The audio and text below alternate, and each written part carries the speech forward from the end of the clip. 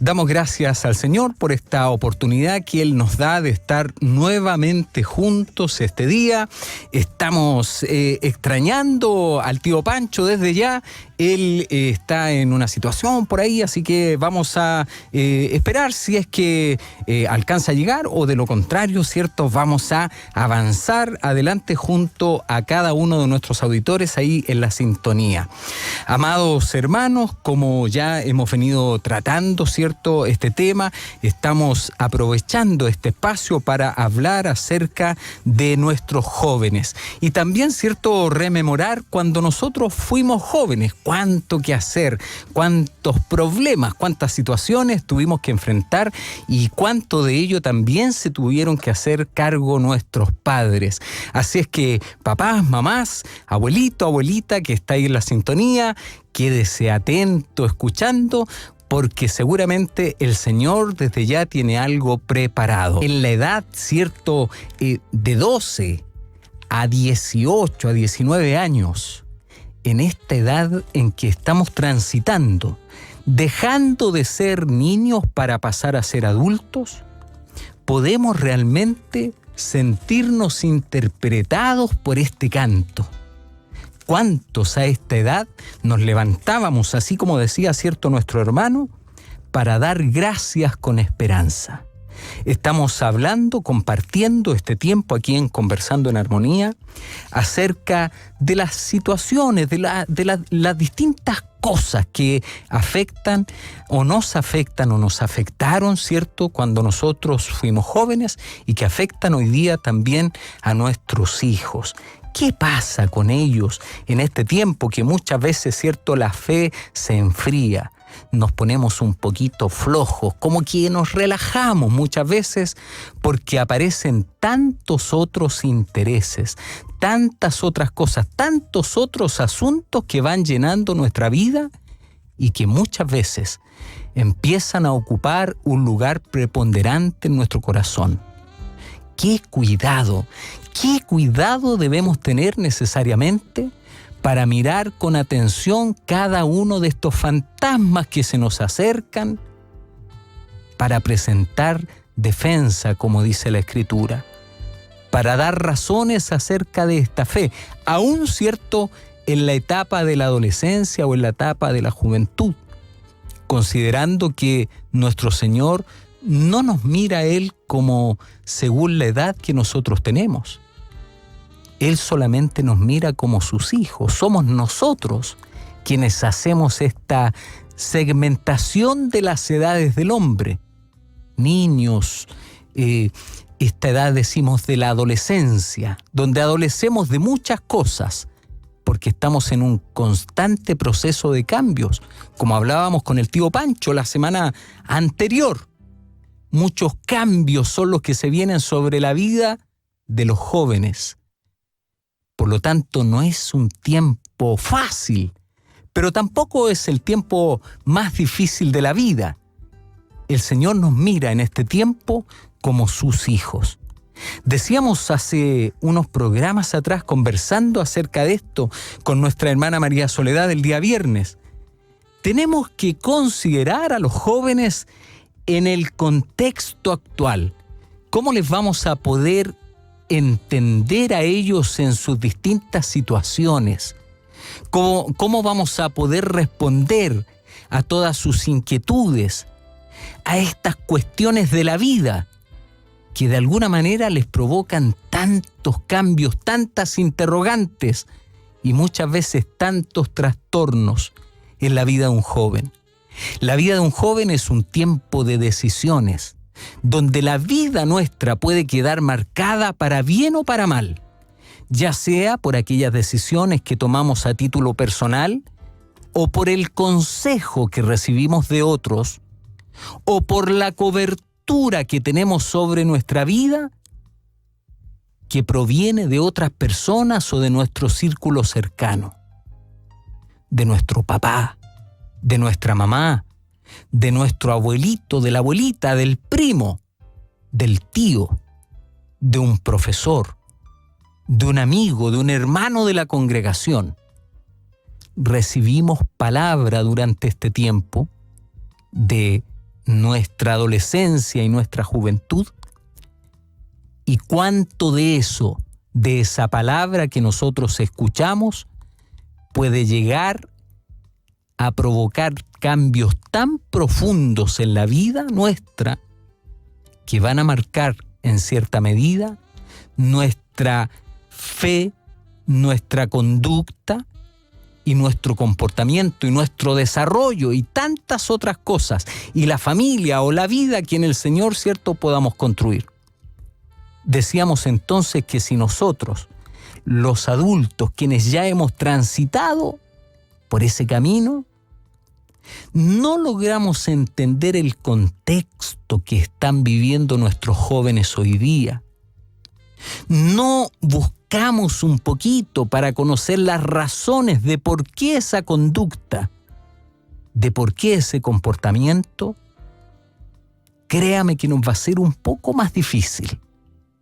Hoy día, cierto, nuestra sociedad se mueve en aquello que algunos entendidos han calificado como el posmodernismo, como este movimiento, decíamos, artístico, cultural, literario, filosófico, que surge a partir de la caída del muro de Berlín, allí en Alemania, a mediados del siglo XX. Desde allí desciende, cierto, este posmodernismo posterior a la modernidad, donde se incubaron las utopías más grandes o los ideales de progreso más interesantes que llegó a abrazar el ser humano. Pero hoy día estamos en una época posterior, donde el relato, por ejemplo, sobre Cristo no tiene sentido, no cobra sentido en la vida de nuestros jóvenes. Porque vivimos, cierto, en una sociedad caracterizada por la muerte de los grandes relatos. Y el relato sobre la vida de nuestro Señor, sobre la vida de Cristo, ha dejado de tener sentido. ¿Cuánta de esa responsabilidad o qué ha provocado que esto haya llegado a ser de esta manera? Es una cuestión que ciertamente nos incumbe también a nosotros como hijos del Señor, a nosotros los padres, a nosotros los tíos, a nosotros los abuelos, quienes ya hemos pasado, como decíamos, cierto, este transitar por esta edad que decimos edad difícil. ¿Cuánta responsabilidad tenemos hoy día en la forma en cómo nuestros jóvenes, incluso en nuestras iglesias, han llegado a entender la juventud y la adolescencia? ¿De qué manera ellos se involucran hoy día con este evangelio tan potente y tan maravilloso? ¿De una manera solamente superficial y liviana? ¿O realmente podemos decir que nuestros jóvenes hoy día en nuestras congregaciones son jóvenes, son adolescentes que pueden adolecer de cualquier otra cosa, pero menos del amor y de la comunión con este Señor Jesucristo a quien nosotros reconocemos? Qué hermoso sería que se hablara hoy día así de nuestros jóvenes. Mire, efectivamente adolece de muchas otras cosas, pero de lo que no adolece es de amor por su fe. El otro día tenía una conversación con mis hijos y yo les decía, miren, observen ustedes los jóvenes cuando ingresan a la universidad y muchos de ellos son conquistados en el alma y en el corazón por la política. Y todo lo que hablan es política. Y el discurso y la predicación de ellos es acerca de la política. Y lo hacen con tanta pasión, sin pedirle permiso absolutamente a nadie. Y van adelante con su mensaje provocador que logra impactar a otras generaciones y que logra impactar a otros jóvenes que deciden sumarse a este evangelio de la política.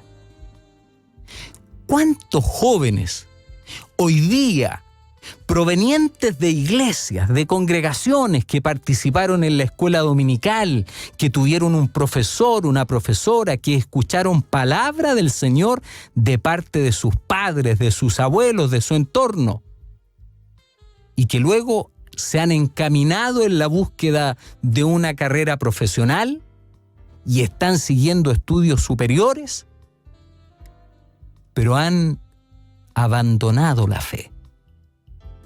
Porque en esta etapa de la adolescencia y de la juventud no logró enraizarse la palabra en ellos, el evangelio en ellos. Y por lo tanto, cierto, tal como lo relatan los evangelios, vino la lluvia, vinieron los vientos y la casa se derrumbó. Porque muchas veces nosotros, especialmente quienes tenemos una responsabilidad, y particularmente con nuestros hijos, no somos diligentes en enseñarles y en mostrarles a ellos la Escritura. Y entonces nos conformamos solamente con que nuestros hijos participen en la escuela dominical o en el grupo de niños, y por lo tanto nos sentimos, cierto, con que aquella responsabilidad o aquella tarea ya está cumplida. Y en la casa, el tiempo que ocupamos entonces es para otras tareas, pero no para sentarnos en torno a una mesa y tener allí una grata conversación acerca de las Escrituras y de cómo estas mismas deben estar grabadas en nuestro corazón y en nuestra mente. Muchas veces el tiempo que transcurre, que es tan breve, es tan cortito el tiempo de esta vida, se nos pasa en tareas que no generan ningún arraigo en la vida de personas, de niños, de jóvenes que están al alcance nuestro, con una sed de oír, con un hambre de comer acerca de esta Escritura. Y les tengo una sorpresa a todos nuestros amigos auditores, para que ahí el corazón se ponga contento. Sí. Acaba de llegar y está junto a nosotros el tío Pancho. ¿Cómo está la presentación, tío Pancho? Muy bien, buenísima. Bien. El versículo de que cómo no se cansarán. Vengo cansado tanto. Pero obviamente es un cansancio pasajero. Ya, pero estamos hablando de los adolescentes. ¿Usted quiere entrar en ese...? Estoy intentando mantenerme en mi adolescencia. Tío Pancho, yo le recomendaría que pusiéramos los carnés acá encima de la mesa.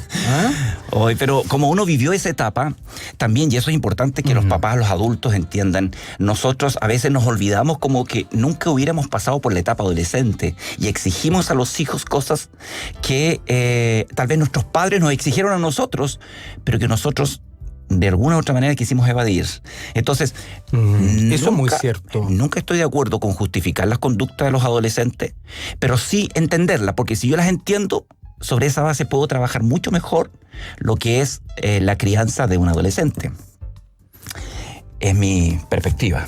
Es verdad eso, tío Pancho. Y sabe que a propósito, cierto, de lo que estamos compartiendo hoy día con nuestros hermanos, nosotros decíamos delante, ¿por qué atribuimos esta etapa de la edad primero, cierto, a grandes problemas? Claro.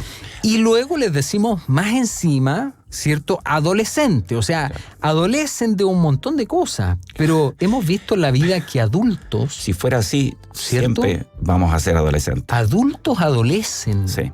Creo que ese nombre no es el más adecuado. Se entiende la idea, pero no es el más adecuado. Los niños adolecen de más cosas que el adolescente. Porque ya el adolescente, al que llamamos adolescente, por ejemplo, ¿cierto? Ha pasado la etapa de la niñez, por lo tanto tiene mucho más componentes a su haber que un niño. Y si vemos el adulto, realmente también tenemos necesidades, por lo tanto, por eso yo creo que es mejor hablar de edad juvenil. Otra vez, la primera vez que conversamos, creo que mencionaba el hecho de que en la Biblia no existe, hay un solo versículo que en su traducción se cree que no es la más correcta y justa, pero no existe esa diferenciación intermedia entre la niñez y la adultez. No, pues, eso lo hacemos nosotros, sí. Construimos esos segmentos, pero también hay todo un mercado, hay un mercado psicológico, Pero lógico. Hay un mercado clínico, porque hay que llevar hoy día a los niños al psicólogo, al psiquiatra. Y comercial también. Porque se creó todo un nicho para esta etapa de adolescente, que exactamente, como son flojitos, se sientan a ver más televisión, son niños de pantalla, y por ahí viene y hay que darles en el gusto, porque eso es lo que dice la sociedad, los adolescentes. Si quieres ganártelo, entonces no te lleves mal con él. Por un lado decimos, oye, no se peleen con sus hijos adolescentes, como si ustedes, papás, fueran adolescentes, no se bajen al nivel de los adolescentes. Por otro lado, tampoco les des el gusto en todo. O sea, como padres tenemos que ser una autoridad que de manera equilibrada, basándonos en los principios de Dios, ayudamos a nuestros niños a ir quemando esta etapa, que es una etapa, como lo veíamos también para programas pasados, que a nivel del pueblo de Israel, los judíos en su historia, ya el chico estaba preparándose para una profesión y preparándose para lo que va a ser su propio ministerio hogareño. Ahí nosotros, lo que usted dice, yo creo que uno, cierto, puede dar en el blanco en algo que es bien interesante, porque si uno observa, ¿cierto?, con esta mirada escritural como debe ser, observamos estos acontecimientos de la vida, uno puede darse cuenta cómo el maligno ha sido tan astuto y tan sutil para incorporar en esta etapa de la vida, entre tal año y tal año, un tiempo de desarrollo que dice, ¿cierto?, es adolescente, y donde usted bien decía, el mercado se ha dejado caer sobre esta etapa de la vida de nuestros hijos con toda una oferta, una gama que, pero es muy amplia, acerca de muchos bienes de consumo, de entretención que está hoy día al alcance. Cómo el enemigo, ¿cierto?, ha venido a satisfacer las necesidades. Así es. Y nosotros hemos quedado al debe. Sí, pues, como no somos expertos, entonces nos echamos a un lado y dejamos que otros nos ayuden con nuestros adolescentes en el colegio, no sé, pues a través de profesionales. La verdad es que todas estas industrias y todo esto que se maneja normalmente no es positivo para el adolescente. Por el contrario, colabora con crear una brecha mucho más profunda entre padres e hijos. Ahora nos preguntamos, ¿y cómo enfrentar a nuestros adolescentes? ¿Cómo hacerlo? Sea que haya criado bienes pequeño en su niñez o no. Tengo un adolescente de 15, 13, 18 años, ¿qué hago con él? Sería bueno tirar algunos tips de ayuda a los papás. La otra vez alguien nos preguntaba y le aconsejábamos, no pelee con el adolescente. Creo que le sugeríamos que no se enfrasque en discusiones. En discusiones, como si usted, como padre, fuera un adolescente, porque lo único que va a lograr con eso es mayor conflicto. Y por el contrario, creo que es muy importante que si no tuvieron tiempos, o sea, no crearon una relación de intimidad entre padres e hijos durante la niñez, cosa que es maravillosa porque después es más fácil poder conversar con nuestros niños a solo en cualquier momento, deben generar espacios para conversar. No cuando estén enojados, sino cuando estén en un sano juicio, donde usted como papá, como mamá, toma la iniciativa para conversar con él. Tiene todo el derecho de conversar con su hijo y aconsejarle. Pero en lo posible, como usted dijo, no cuando esté enojado. No es bueno reaccionar cuando hay emociones tan contradictorias en nuestra vida, en nuestro corazón, que están dando vuelta ahí, porque no vamos a acercarnos a ellos de la mejor manera. Así es. Con las mejores palabras, con el mejor espíritu, con el mejor ánimo. No lo vamos a lograr. Ahora, otra cosa que yo sugiero es que si están papá y mamá juntos, es un matrimonio consolidado, siempre tienen que tomar las decisiones en conjunto. Son una sola carne. Siempre. Entonces, yo sugiero que si no lo han hecho, porque deberían haberlo hecho desde el principio, desde pequeño, si no lo han hecho, siéntense y conversen qué vamos a hacer en términos de las reglas que deben nuestros adolescentes, a las cuales nuestros adolescentes deben sujetarse. Porque en casa tienen que haber reglas, como en la vida entera hay reglas, en el colegio hay reglas, en el tráfico hay reglas, en todas partes. ¿Qué reglas vamos a poner? Pónganse de acuerdo. Miren la palabra de Dios como base. Pregunten a personas cristianas maduras si es que tienen dudas. Consulten a libros cristianos. Hay bastantes, no sé si bastante, pero hay libros en relación a la crianza adolescente. Y luego hagan una lista de los que son las reglas a las cuales esperamos que nuestro adolescente se sujete, y luego tengan una entrevista personal con su adolescente o sus adolescentes, si son más de uno, y cuéntenles a ellos el plan que ustedes tienen, y háganlos partícipes, no en momentos de enojo, sino de tranquilidad. Y que escuchen por qué y qué reglas ustedes van a poner. Por ejemplo, cuánto tiempo frente a las pantallas, si va a salir de la casa, cómo va a ser, digamos, reglamentado eso, si va a ir a una fiesta o no va a ir a una fiesta. En fin, si los amigos vienen a la casa o no, cuándo, cómo. Todo eso no podemos ir parchando en el camino porque eso es triste y terrible. Normalmente nos va mal. Adelantémonos a eso. Si usted tiene un hijo que todavía no es adolescente, pero va camino a la adolescencia o a la juventud, voy a empezar a usar la palabra juventud o edad juvenil, entonces prepárense ya y conversen con ellos ahora, antes que entren en esa etapa. Y si el papá y mamá están de acuerdo, es ley, ¿no es cierto? Ley dentro del hogar. Así debe ser. Y el adolescente o el juvenil tiene que sujetarse a las reglas de papá y mamá. Si él nos sugiere alguna regla o nos dice que esa regla no es muy buena, si la podemos acomodar, ustedes vean si eso es así. Si, como diríamos si está en derecho o si se ajusta a derecho, y ustedes acepten todas las ideas de sus hijos, hijo e hija, pero luego de eso vayan ante notario y firmen. No, luego de eso queda allí plasmado y ojalá que lo escriban y lo pongan en la pieza del adolescente. Es interesante eso que usted dice, tío Pancho, porque sabe que hoy día lo que menos se quiere es hacer la tarea, es cumplir con la responsabilidad. Es lo que menos se quiere. Y entonces allí hay una preocupación, porque lo decíamos, ¿cierto?, en algún momento de nuestra conversación. Si nosotros como papás no hacemos este ejercicio, no cumplimos con esta responsabilidad, especialmente aquellos papás, ¿cierto?, que tienen arraigada la palabra del Señor en su corazón y que por lo tanto tienen una responsabilidad mayor.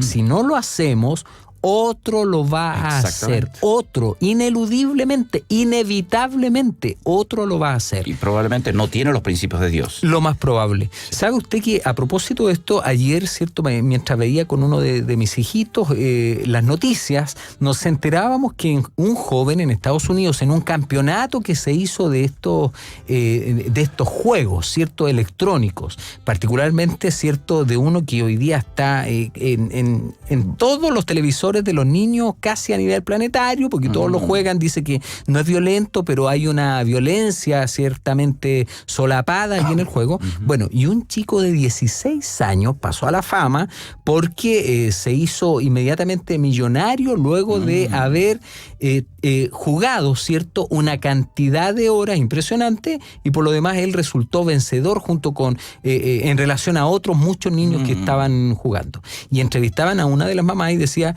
allí en Estados Unidos, y decía, bueno, ellas, por esta cantidad de dinero yo también tendría a mis hijos horas y horas y horas jugando para que... Entonces uno dice, ¿hacia dónde nos encaminamos con este modelo, cierto?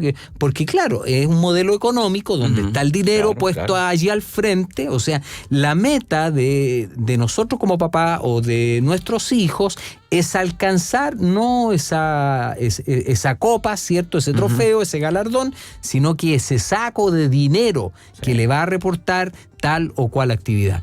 Qué preocupante es para la vida de nuestra sociedad cómo acontecen las cosas hoy día. Y ella o esa familia ganó dinero, y los otros, muchos que invirtieron muchas horas, no ganaron nada.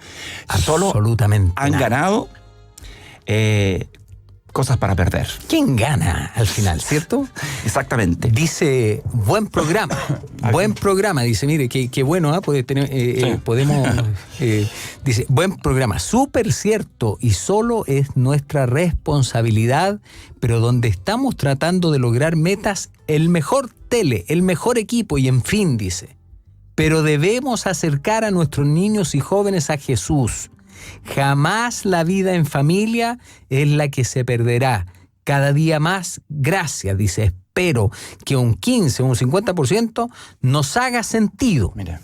O sea, qué interesante. Bendiciones, dice Flor de la Granja. Maravilloso.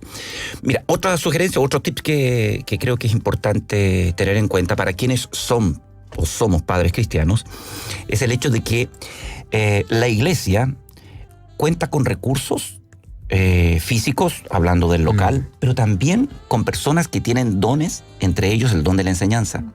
Y entre ellos debiera haber alguien que pudiera apoyarnos con la atención a nuestros adolescentes. No estoy de acuerdo con que los papás crean que la iglesia tiene que ayudar a sus adolescentes a ser buenos cristianos, ni que el colegio tiene que hacerlo. Son los padres, según la Biblia son los padres, pero la iglesia puede colaborar.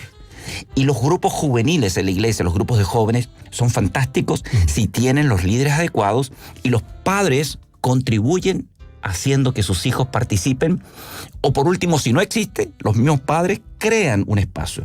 Estuve en Puerto Varas el fin de semana y un grupo de mamás con un mes de anticipación me dijo, por favor, hagamos algo por nuestros preadolescentes, o sea, por los chiquititos de 10, 11, 12, 13 años, porque si no hacemos algo ahora, va a haber problemas más adelante, seguramente.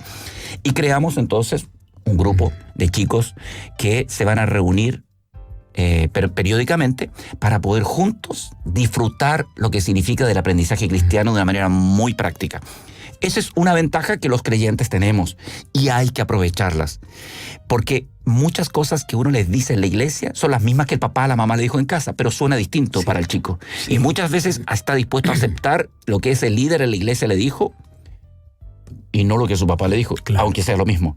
Entonces, apoyemos. Esto es un trabajo cooperativo, un trabajo de apoyo mutuo, y la iglesia está para eso. Debe ser así, porque mire, muchas veces nosotros también, ¿cierto?, en esta conformidad que nos provoca saber que nuestros hijos están participando en la congregación, tomamos también distancia acerca de lo que ellos están recibiendo como enseñanza, como formación.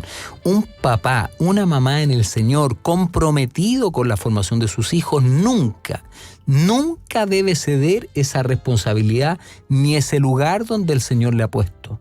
Es usted el responsable, el primer responsable en saber en qué están siendo instruidos sus hijos, en qué están siendo instruidos sus hijas. ¿Por qué digo esto? Porque también hay otras situaciones que se dan en muchas realidades.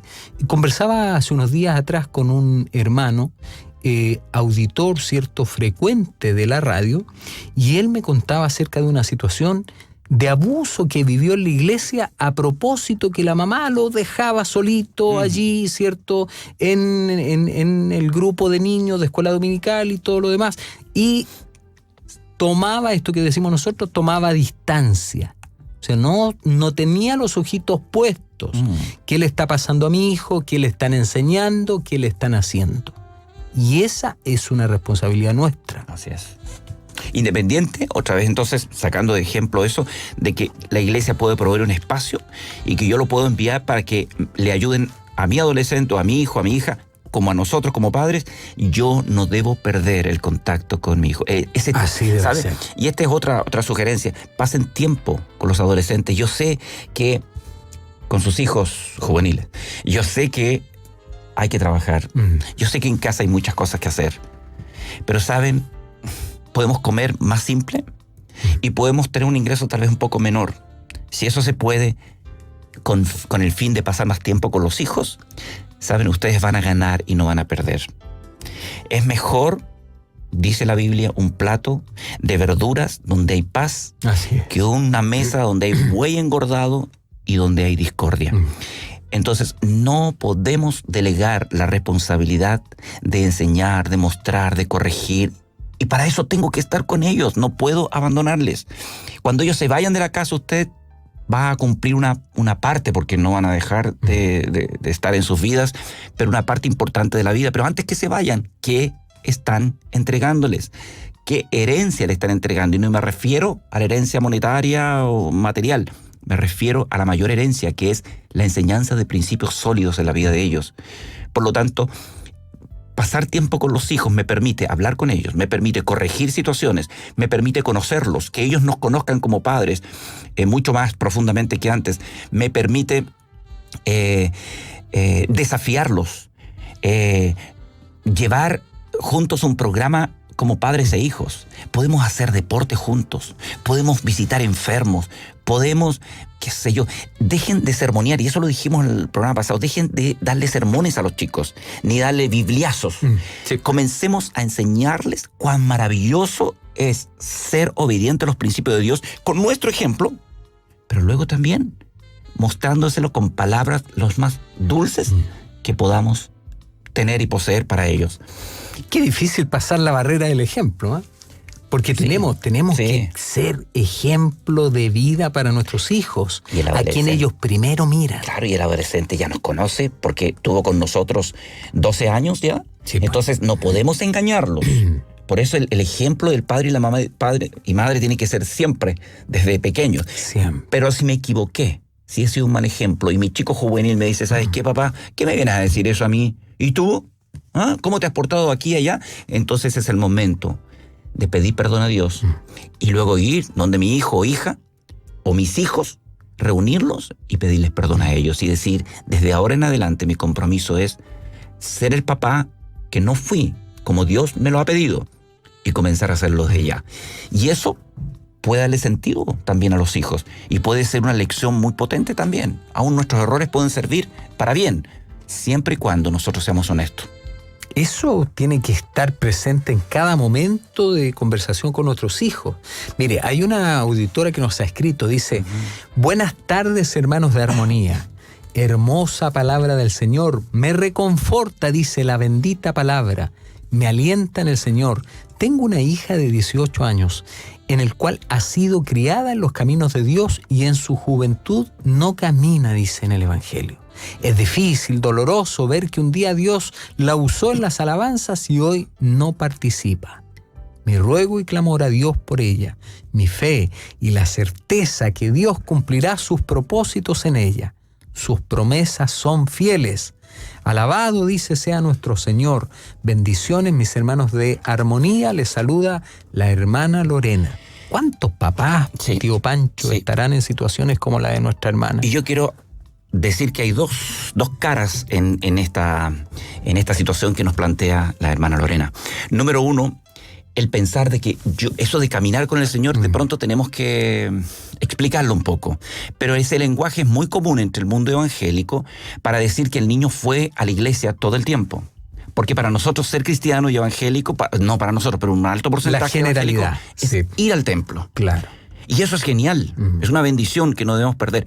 Pero ir al templo no me transforma en un hijo de Dios. Muchos padres creyentes creen que por ser ellos creyentes, sus hijos lo son. Eso de hijo de la promesa es una mala interpretación a una profecía que se cumplió casi instantáneamente, que Pablo dijo que era una mini profecía, digo yo. Cree en el Señor Jesucristo, le dijo Pablo al carcelero, y serás salvo tú y tu casa. Y efectivamente fue así. El carcelero lo llevó a su casa, Pablo le predicó a la esposa y a los hijos. Ellos creyeron en Jesús y los bautizaron. Entonces, no es que los hijos del carcelero eran salvos porque el carcelero fue salvo. Entonces, eso es un error en el mundo evangélico. Mis hijos no son hijos de Dios, entre tanto ellos entiendan que tienen que arrepentirse de sus pecados. Así es. Y venir a Cristo para que Él les perdone y le haga a sus hijos. Eso es lo primero. Entonces, no garantiza el hecho de que vaya a la iglesia que sea un hijo de Dios. Por eso que de pronto uno dice, se apartó. No se apartó, siempre ha estado apartado. Claro. Solo que asistía a la iglesia. Es un no creyente dentro de la iglesia. Sabe cómo cantar, incluso puede ser parte de un grupo de música o lo que fuera. Aprende los ritos. Claro, pero no es un cristiano. Ahora, ¿existe la posibilidad de que sí sea un cristiano verdaderamente, fue guiado a Cristo? Sí. ¿Y que se aparte? Sí. Y ahí tenemos el ejemplo del hijo pródigo. Sí, es posible. Y allí tenemos que rogar a Dios y ver de qué manera llegar a nuestro hijo con gracia y sabiduría de Dios para ayudarle a que retorne a la casa. Entonces, tienen que averiguar, investigar en qué condición está realmente nuestro hijo juvenil, si no está yendo a la iglesia. ¿Es un verdadero hijo de Dios o no lo es? Si dice, es que no lo sé, pregúntale. Hijo, hija, ¿tú eres hijo de Dios? Y te dice que sí, ¿por qué dices que eres hijo de Dios? Y ahí en esa respuesta va a venir. O sea, se puede entrar en una rica conversación con nuestros hijos para llevarlos al entendimiento, ¿cierto?, de la Escritura, al entendimiento de la palabra, para que eso sea lo que esté en el corazón de cada uno de ellos. Y en esos casos, cada vez que eso suceda, no lo condenen al infierno, porque si no es hijo de Dios, sabemos que todo hijo que no es hijo de Dios va al infierno. Pero no, simplemente díganle a ellos con palabras sabias y astutas, diría yo. Cuando Jesús dijo que debemos ser astutos como serpientes, uso sobre esa base, digo astutos, dígale cosas como, estoy orando por ti, mi oración es por ti. Constantemente, estoy orando por ti. Esas palabras pueden tocar mucho más el corazón de nuestro hijo juvenil que si le estoy diciendo, si tú no te arrepientes, vas al infierno, vas a ver nomás si te pilla Dios. Porque tal vez es verdad, pero lo que decimos no solamente vale lo que decimos, sino cómo lo decimos. Qué interesante, dice, me encanta, dice, cuando tratan estos temas nuestra hermana Elizabeth. Ah, qué bueno. Tío Pancho, ¿algún libro para adolescentes que recomiende? Mire, voy a tener que ver yo autores, porque yo soy súper mal. Me dicen, oye, ¿conoce este autor? Pero, miren, vayan, por favor, a San Google, o sea, a Google, y coloquen libros para adolescentes o para juveniles o padres con hijos adolescentes. Escriben y les van a salir todos los títulos. Un autor que es clásico, el doctor James Dobson. James se escribe Dobson. Eso es seguro. Tiene libros bien interesantes. De muchos años. Entonces, pero hay muchos más. Coloquen allí en Google que libros para crianza de adolescentes y ahí van a tener todo lo que quieran. Así que, bueno, se nos fue el tiempo, querido amigo, hermano. ¿Cómo se nos pasó? ¿Cómo se nos va? Y a mí más rápido todavía, porque llegué tarde. Pero qué lindo es poder tener este espacio. Nos despedimos, ¿cierto? Sí. Sabiendo que en el Señor tenemos una nueva oportunidad para compartir acerca de lo de Él, acerca de su palabra, acerca de lo bueno que es amar al Señor, de lo bueno que es considerar la Escritura en nuestra vida, primeramente como padres, y en la vida de nuestros hijos y en la vida de nuestra familia. Así es. Qué hermoso. El Señor nos ayude, tío Pancho. Así es. Y gracias, queridos amigos y hermanos, por estar en sintonía. Pasen el dato a otros que tengan hijos en la etapa juvenil. Gracias, querido hermano Alberto. Un abrazo. Un abrazo. Bendiciones.